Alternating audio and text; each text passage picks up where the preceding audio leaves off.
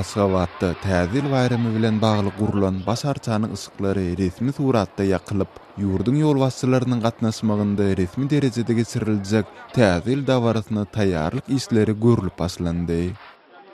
Bu günler paýtagtyň merkezinden 6-7 kilometr uzaklykdaky Älim Medeni Dinç alys merkezinde dikilen ýol kanyň töwereginde bu ýere mejbur getirilen ýokary okuw jalarynyň studentlerini, mektep okuwçylaryny, şol sanda kiçi ýaşly mektep okuwçylaryny da görse bolýar.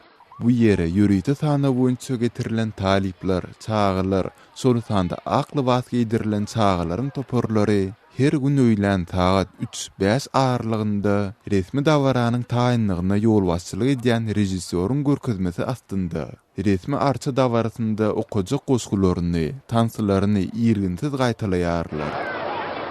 Taýýarlyk işlerine gatnaşanlaryň ýürüýti bellenen awtobuslar bilen getirilip äkidilýändigi aýdylýan hem bolsa, eýýäm gün ýaşandan soňra garaňkyda awtobusa garaşyp duran 2-nji, 3-nji klas okuwçylaryny hem görse bolýar. Başta agzap geçişimiz ýaly bu mejburi taýýarlyklaryň ählisi 31-nji dekabrda geçiriljek we Türkmenistanyň döwlet telewizionyasynda görkeziljek täze ýyl dawarlary bilen bagly.